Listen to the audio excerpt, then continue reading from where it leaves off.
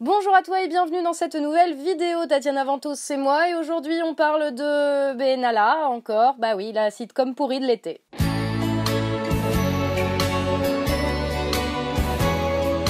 C'est un peu comme une récompense, une éternité de jours de chance. Quand arrive un beau jour, les vacances de l'amour.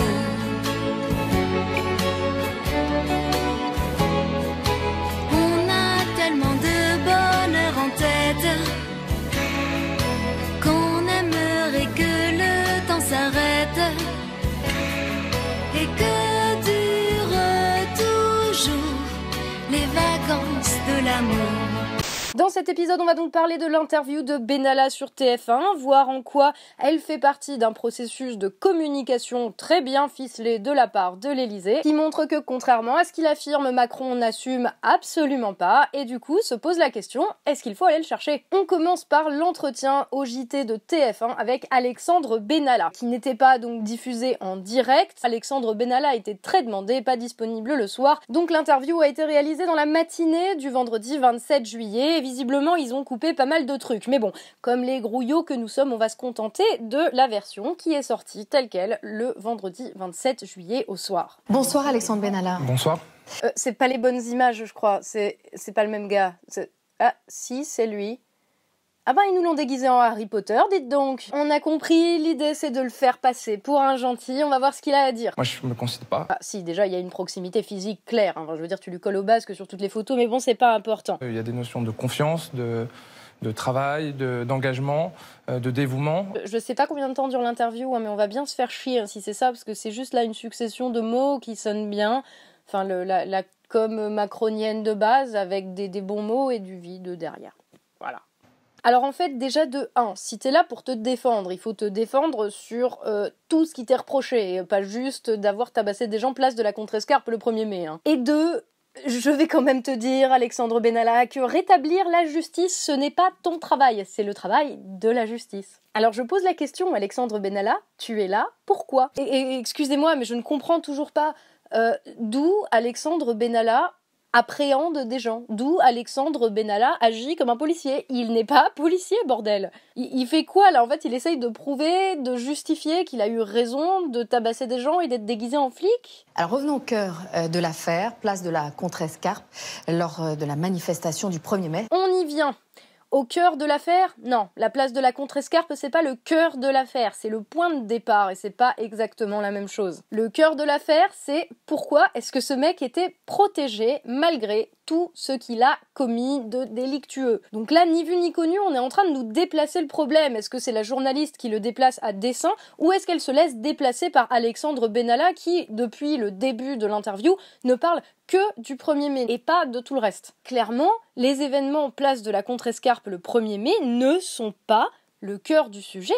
Si, déjà, porter un uniforme de policier quand t'es pas policier, c'est un acte répréhensible par la loi. Ensuite, tabasser des gens, c'est un acte répréhensible par la loi. Et ensuite, tabasser des gens en portant un uniforme de policier sans être policier, c'est un acte répréhensible par la loi. Même si t'es chargé de mission du président. Perso, quand je vois quelqu'un qui pisse dans la rue, oui ça arrive souvent, même si c'est interdit et que c'est répréhensible par la loi, je ne file pas au commissariat du quartier pour leur demander un uniforme pour venir tabasser le mec déguisé en flic. Je n'ai pas le droit de rendre justice moi-même, et Benalla non plus. Ce n'est pas à Benalla de décider, comme il l'affirme dans cette vidéo, si les gens qu'il frappe sont des casseurs, si ce sont des délinquants. Il n'est pas juge et il n'est pas policier. Et le fait qu'il décide lui-même qu'il va rendre la justice, et qu'il l'assume à la téloche en plus, ça, c'est un putain de délit. Mais du coup, tout ça, ça contribue à encore déplacer le sujet, parce que pendant plus de la moitié de l'interview, on parle de est-ce que Benalla était légitime à tabasser ces gens? Est-ce que ces gens étaient des casseurs ou des délinquants? Sauf que les gens qui sont, entre guillemets, censés être jugés à cet instant précis, ce ne sont pas les gens qui se sont fait tabasser place de la Contrescarpe, mais Alexandre Benalla lui-même. Donc là, c'est juste un petit artifice de communication qui permet à Benalla de se dédouaner à lui de sa responsabilité et de passer pour le good cop, là le bon flic, qui vient pour rétablir la justice en tant que citoyen averti. C'est Batman en fait. Mais du coup, c'est toujours pas le débat et on a déjà perdu la moitié de l'interview à parler de ça. Moi, j'attendais que la journaliste lui demande, est-ce que c'est vrai que vous avez une talisman de fonction alors que même les ministres n'y ont pas droit.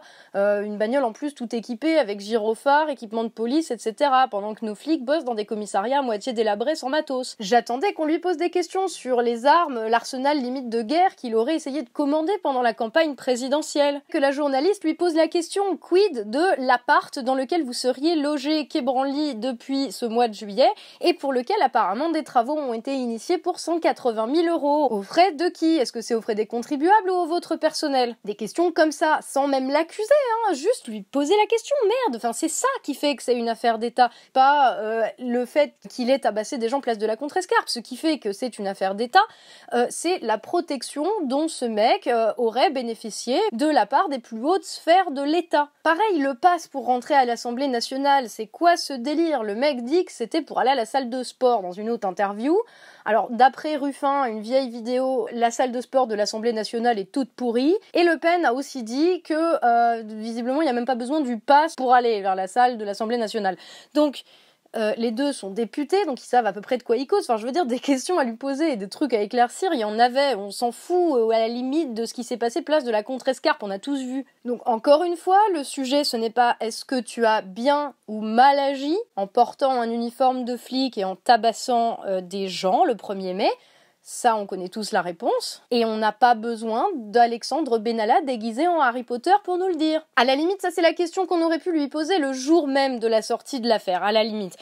Mais 8 jours après, alors qu'il y a eu des auditions, que toutes les déclarations qui ont été faites montrent que l'affaire remonte au président, je vous renvoie à ma vidéo précédente pour plus de détails sur le même sujet, non, là, tu regardes l'interview de Benalla sur TF1 et tu te dis, on nous prend pour des débiles, quoi. Bon, après, ça continue à parler du 1er mai, et pourquoi vous étiez là-bas, et alors vous trouvez que c'est normal, et ben non, j'ai été invitée comme observateur, et puis je savais pas que c'était illégal de porter un brassard de flic alors que je suis pas flic. Tout ça, c'était pour protéger Manu, et puis ma mise à pied a été difficile à vivre, parce que du coup, j'ai dû partir en Bretagne pour décompresser. J'ai même mal vécu, pour tout vous dire, cette sanction. J'ai été suspendu le 4, je suis parti en Bretagne. Comment te dire, Alexandre Benalla? On s'en bat les steaks avec des pattes d'élan à 3 têtes. Parce que tout ça, c'est que des trucs dont on se fout, c'est que du vide. Bref, c'est de la com de l'Élysée, ça va m'en travailler. Et le reste de l'interview, alors ça va plus être directement sur le 1er mai, mais là aussi ça va être des trucs finalement dont on se fout. Parce que c'est pas les bonnes questions qui sont posées et que les réponses qu'il apporte finalement sont juste ses réponses, sa parole à lui, et qu'on n'a pas les preuves pour comparer. Par exemple, quand il dit qu'il est payé que 6 000 € et pas 10 000 € comme ça a été affirmé dans la presse. Ou quand il dit qu'il n'a pas exigé de la police qu'il lui fournisse la vidéo, mais que c'est quelqu'un de la préfecture de police qui lui a proposé de la lui fournir. Quelqu'un qu'il ne veut pas citer, et quand la journaliste lui demande, elle insiste pas, elle fait ok, c'est bon, non, ok. Pareil, quand il affirme qu'il n'est pas armé lors des déplacements officiels, mais qu'il est armé lors des déplacements privés d'Emmanuel Macron, je veux dire, c'est pareil, on peut pas vérifier, on n'est pas flic, on n'est pas juge, et on n'a pas accès aux dossiers ni aux preuves. Et quand il dit qu'il avait une autorisation de porter des armes, oui, ok, on est au courant en fait. Moi, ce que j'aurais aimé savoir, c'est est-ce que c'est vrai qu'on lui avait déjà refusé un permis de port d'armes 2 fois? Pourquoi? Sous quel motif est-ce qu'on lui avait déjà refusé par 2 fois? Enfin, je sais pas. Des questions qu'on se pose et qui auraient été légitimes à poser à ce moment-là, à la limite. Désolée, là je fais un peu le boulot de la journaliste, mais puisque visiblement elle ne peut pas le faire, faut bien que quelqu'un le fasse. Tiens, ça me rappelle un peu pourquoi on a monté le fil d'actu. Et voilà, c'est pareil, quand il dit « Oh oui, je suis victime de règlement de compte, machin », de qui? Qu'est-ce que t'as fait pour qu'il y ait des gens qui veuillent régler leur compte avec toi? Je pense que j'ai fait beaucoup de choses, il l'a dit lui-même, j'ai apporté beaucoup de choses, j'ai été dévoué, j'ai pas compté mes heures. Si ça serait à refaire, je le referai. Tu te fous de la gueule du monde, là, en fait. C'est quoi là, tu viens en conseil de discipline pour dire que tu travailles bien alors que tu fous la tête de tes camarades dans la poubelle tous les matins à 8h? Alors on va y venir justement à Macron parce que cette interview ne nous aura strictement rien appris. Elle n'aura servi à rien, sinon à alimenter le blabla dans les médias, c'est tout. Donc la question est peut-être pas tant est-ce que Macron a eu tort ou raison de faire confiance à Benalla, mais est-ce que nous avons eu tort ou raison de faire confiance à Emmanuel Macron? Oh wait, on lui faisait confiance? Et toute la communication de l'Élysée autour de l'affaire Benalla a été construite sur la base de « non, ça n'intéresse pas les Français, hein. Allons bon, les braves manants qui composent ce pays n'en ont strictement rien à foutre des affaires d'État, ils ne s'intéressent qu'aux rayons du soleil qui les atteignent sur les plages où ils sont partis passer leurs vacances de beauf. » Non sérieux, si je résume, ils en sont là niveau com, hein. Le président et sa majorité qui nous expliquent, à nous, que l'affaire ne nous intéresse pas. Non, mais j'ai tout dit. Regardez, les gens, est-ce qu'ils parlent de ça? Non. Voilà. Et qui savent mieux que nous les sujets qui nous intéressent. Ok, non. Sauf que pas de bol, hein, même quand ils font l'effort de trouver la preuve qui montre que le truc ne nous intéresse pas, ça part en sucette. Je vais vous donner juste vite fait quand même parce que c'est trop savoureux. C'est l'exemple de Marlène Schiappa qui s'est fait reprendre par un journaliste parce qu'elle citait un bout de son article qui disait que les gens parlaient d'autre chose et le mec lui a répondu en live sur Twitter que c'était déjà pas le bon journal et que en plus ce morceau-là venait dans un article qui disait que les gens ne parlaient que de ça. Donc Marlène Schiappa, 0, rentre chez toi. Et alors au-delà de ça, on a eu Macron qui a dit que si ça nous intéressait, fallait qu'on aille le chercher. Il a annoncé le truc dans un événement privé déjà, donc en termes pareils de communication, enfin c'est totalement bizarre parce qu'il aurait très bien pu, comme il l'a déjà fait et il ne s'est pas privé de le faire, il a réquisitionné une école, le journal de 13h de TF1, Edoui Plenel et Jean-Jacques Bourdin en même temps pour faire le bilan de son mandat, donc là pour une affaire aussi importante, il aurait très bien pu faire la même. Mais là, il a choisi d'aller faire une petite blague entre potes devant ses copains, ses ministres, pour en plus se foutre de notre gueule. S'ils veulent un responsable, il est devant vous. Qu'ils viennent le chercher. Là, j'ai juste envie de dire, ça aurait peut-être dû se passer dans l'autre sens, en fait. Macron au JT de TF1, et Benalla, alors peut-être pas devant ses copains et devant les ministres, hein, mais devant la commission d'enquête. Parce qu'au fond, c'est pas notre taf à nous de juger si ce mec commet des délits et s'il doit être puni. C'est à la justice de juger, c'est à la police de fournir les preuves dans l'enquête. Par contre, ce qui relève de notre taf, c'est de juger si Macron fait bien son boulot de président. Il doit répondre devant le peuple français, les yeux dans les yeux, de ce qu'il fait, de son action en tant que président. Hein, pas juste devant ses copains et ses ministres qui passent leur temps à le défendre en minaudant, coucou Marlène Schiappa, pour en plus se foutre de notre gueule et dire qu'on n'a qu'à aller le chercher. Pourquoi je dis que c'est se foutre de notre gueule de dire qu'ils viennent me chercher? Parce que s'il assumait vraiment, il serait venu nous parler directement, pas en faisant sa fiotte et en se cachant derrière ses ministres et en faisant le cake. Et 2, parce qu'il sait pertinemment que ce n'est pas possible d'aller le chercher. En tant que touriste devant l'Élysée, t'as même pas le droit de t'arrêter devant le palais. Alors, 69 millions de personnes avec des pics et des fourches, personne nous laisse passer, ils nous laissent même pas rentrer dans le quartier, c'est évident. Alors vous me direz, il y a toujours l'opposition politique qui est là, hein, les dignes représentants du peuple français. Ouais, déjà faudrait qu'ils arrivent à se mettre d'accord pour voter une motion de censure. Déjà, ils arrivent pas à s'entendre parce qu'ils veulent être tous Jupiter à la place de Jupiter, et qu'en plus, les parlementaires de la République En Marche sont plus nombreux et ne vont pas voter quelque chose qui ferait que Macron se ferait destituer, puisque ça serait tirer une balle dans le pied de leur propre camp, et qu'une motion de censure se vote à la majorité absolue et pas à la majorité des présents. Donc même si Claire Aupetit ne vient pas, sa voix comptera. Donc déjà, j'attends de voir la durée de vie de la motion de censure et mettons qu'ils y arrivent. Mettons qu'ils arrivent à destituer le président de la République. On le remplace par quoi? Mélenchon? Le Pen? Une assemblée tirée au sort? C'est pas crédible, tout ça. Et Macron, il le sait.